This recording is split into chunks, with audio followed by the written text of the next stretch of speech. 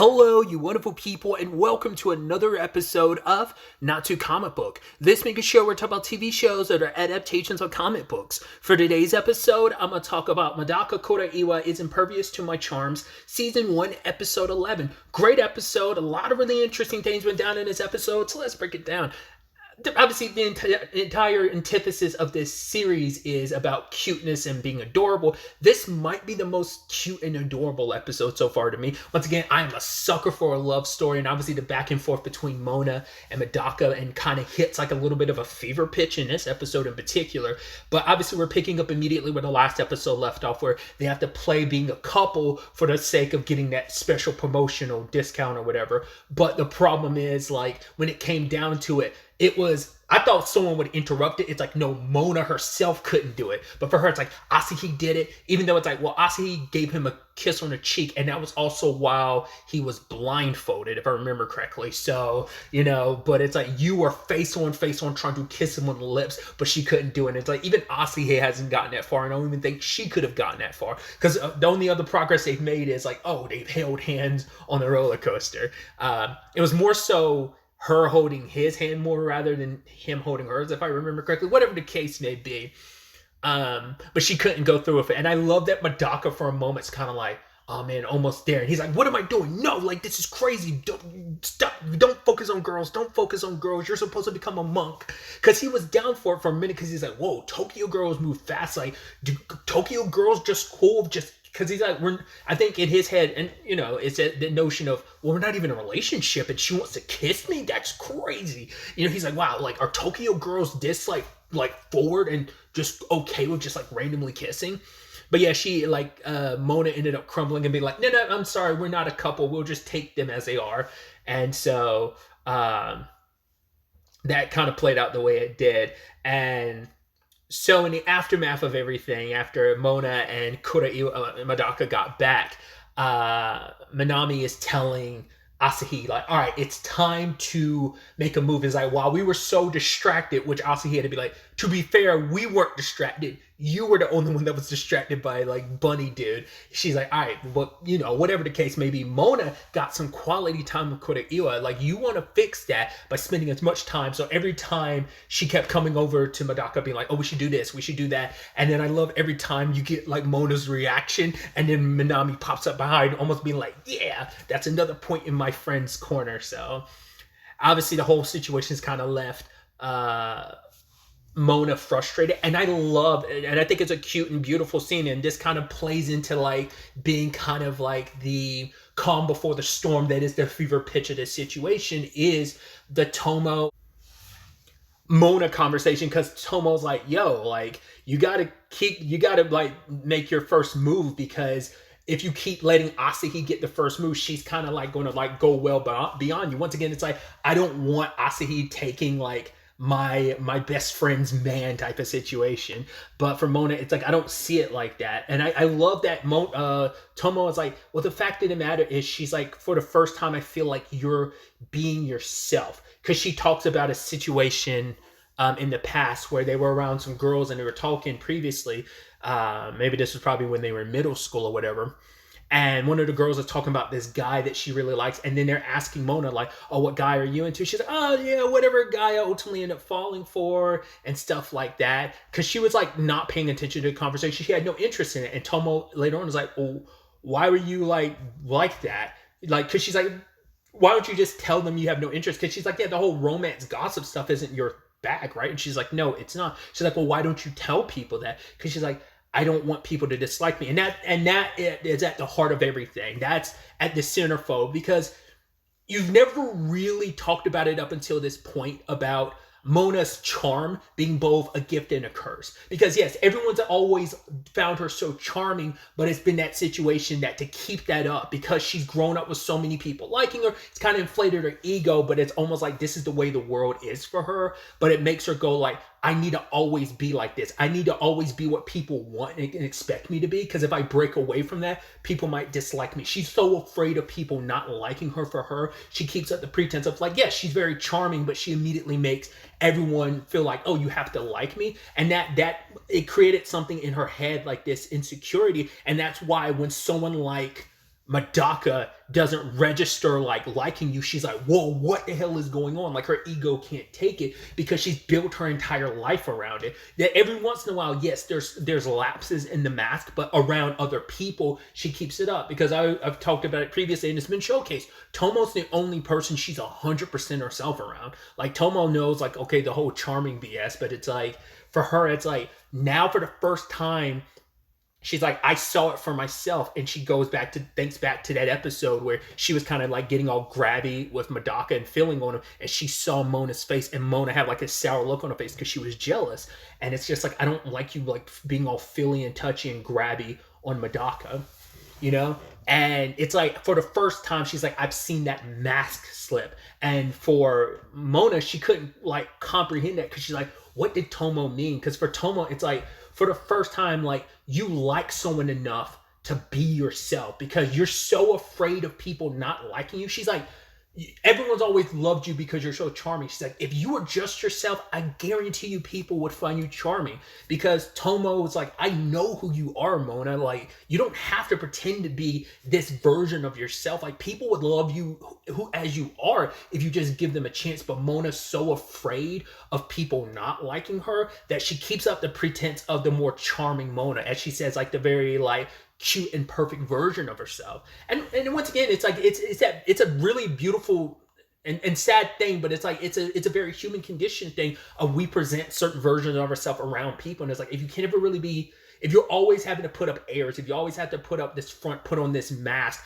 just to be comfortable around people, that's never a good way to live life, because it causes her to live her life the way it is, where she can never really be herself. And for Tomo, she feels like the first time you're ever really a person you're really yourself around, other than me, is Medaka. And it's like, yeah, this is someone you've fallen in love with. And she's like, you should take this time to figure out, is this how you feel about Medaka? Because I don't want you like regretting it later on in life that you never took this opportunity to figure out. Once again, it's like she's trying to look out for her best friend. And even Mona's like, I felt Tomo was just like messing with me, but was she just trying to like legitimately be a good wingwoman? It was, I mean, yeah, she likes teasing you, but it's also like, yeah, like I see my best friend is in love for the first time ever, especially having seen like Mona keep up this front. It's like, I see you past the whole charming thing of like, oh, you want people to be in love with you and stuff. And this is like, no, this is someone you legitimately are having feelings for. Because she even says it later on, like someone calling her pretty or cute, it never meant anything. But hearing it from Medaka, it's like for the first time hearing it for someone where like, I don't know why it matters, but it does.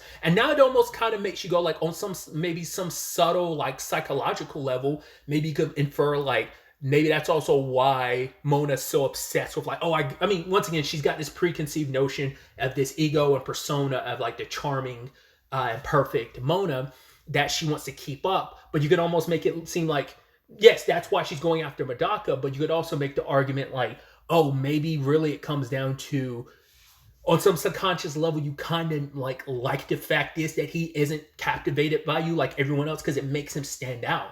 Because everyone else treats you the same except for him, you know. So I think there's something kind of beautiful about that, and you can kind of look at it from those two different perspectives. But yeah, like Mona was so caught up in thinking about all that because she's like, no, Tomo is totally wrong. I don't have feelings for Medaka. I'm not in love with him. Yeah, it's totally wrong. Like, yeah, I'm only trying to get with him because he's immune to my charms. But by the time she looked up, she got separate from the others. So a crowd came by, her phone hits the fountain and cracks, and then it falls into the water. So she has to sit and wait for them. The crew is trying to find her, so they have to split up. I love that Asahi tried to go with Medaka, but he was like, no, you and Minami are eating ice cream. You shouldn't be running around with that. So you guys just stay here and eat. And you even see Tomo being like, yeah, you guys go ahead and enjoy it. You first years go enjoy your ice cream. And I love that Asahi's like, Minami, you would wanted double scoops. She's like, you wanted double scoops too. Because it's like, this could have been a perfect time to go along with Medaka. But luckily she didn't, because it gave Medaka and Mona their chance this episode, because she gets approached by some guys who are very pushy, because she's like, oh no, I don't want to go, but the guy doesn't want to listen. And I think it's Mona not willing to like still drop her persona. She's still like, no, I don't want to go, but she's not being as like, yo, take, because she's saying in her head like, yo, take the hint, leave me alone. But the guy won't listen. But then Medaka shows up and she's like, oh my god, this is my boyfriend, and his stern look in his eyes made the guys walk away. So, but for Mona, it was just a thing of like, whoa, he came and found me, but then his phone gets cracked and falls into the water. So it's like, right, we'll just have to walk around on our own. And Mona's just so nervous and uneasy. And yes, he's nervous too, but his nervousness is kind of being pushed to the wayside as they're walking together. And he's seeing like the Ferris wheel, he wants to get on it, but he doesn't want to say that he wants to get on it. And so, because she's like, well, I know he wants to ride it, but it's like, I don't want to get on it because that's going to be us in a very enclosed space together. But then she's like, well, he did show up to help me, to find me. And then on top of that, his phone got broken in the process. So I kind of feel like I owe him. So they take the ride together. And she's like, well, it'll make it easier for us to find the others. And Madaga's like, yeah. And so they get into Ferris wheel and she's still nervous. But what irks her even more, it's like, oh, but he's acting like it's fine. Like, it's like, why am I the only one hot and bothered? And then she looks and sees a reflection. She's like, whoa, who is that? Like, she's like seeing herself for the first time of like the mask sibling. She's like, that's not me, is it? And then she starts thinking about everything that Tomo had ever said of like, oh, the mask slipping. And she thinks about every time she was never her cute, perfect self. She's always been so in control, but like every time she's been around Medaka, there's always been something that makes her heart skip a beat, or maybe her heart like pacing faster and faster. And she's just like that mask of like being so cute and perfect, always saying the right thing, always doing the right thing. That mask has slipped multiple times, not just the Tomo thing. She's thinking about over the entire season so far. It's like this and that and this and that. She's like, oh my god. And for her, it's like, Tomo was totally right. He's constantly seen that side of me. She's like, what's going on here? It's like, no, this isn't what this is.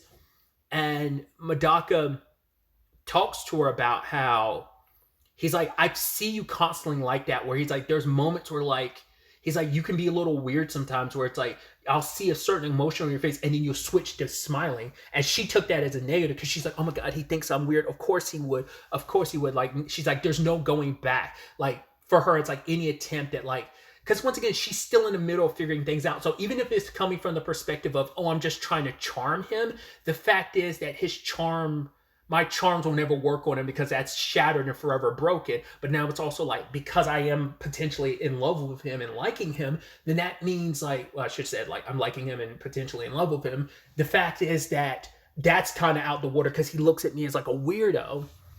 But then like Medaka had to be like, no, that's not what I meant. He's like, oh man, Sho would probably like jump down my throat for being tongue tied. But for him, it's like, I just, it's like those moments where, because you have so many expressions, he's like, those moments are when you are like so much more cuter. And it's just because, like I said, she's so busy trying to be like, kind of her real self is slipping through, but then she's just kind of like, no, put on the mask. And she's like trying to, once again, playing her. It's the moments where the mask slip and she swiftly puts it back up. Those are the moments Medaka was talking about, where she kind of shows her real self, but then like smiles and puts on her persona again.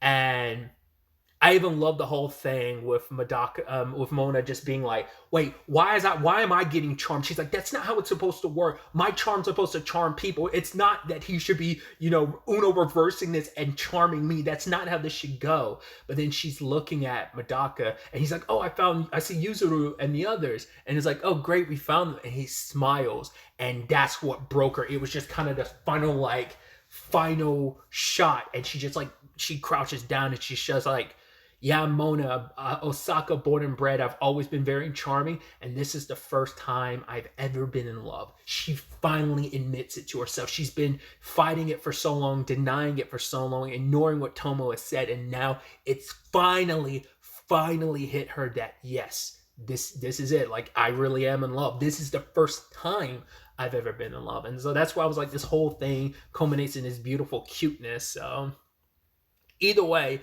it's definitely going to be interesting to see how this plays out. The next episode is the season finale. Whether we'll get more beyond that, I'll talk about it more when we get to the finale. Because I'm curious to see, when it's all said and done, how much of the manga this ended up covering. Because at the time of me recording this, the manga is still going, I believe. I don't, last time I think I checked, it was still ongoing. So there is still more story to tell, but I'm curious to see once we're done with episode 12, how much of the manga story it ended up covering.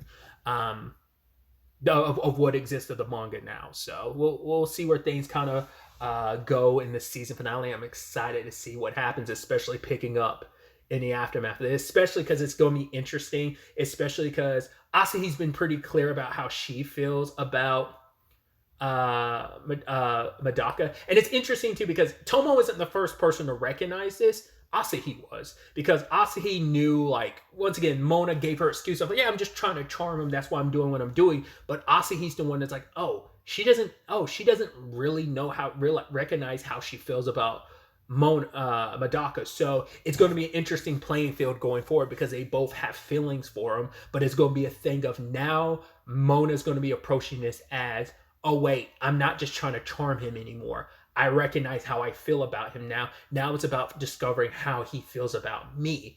And that's going to exist for both him and for her and Asahi. So that's going to be interesting to see where all of this picks up and takes us going forward into the season finale.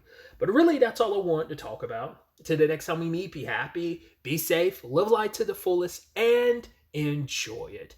Good day and goodbye.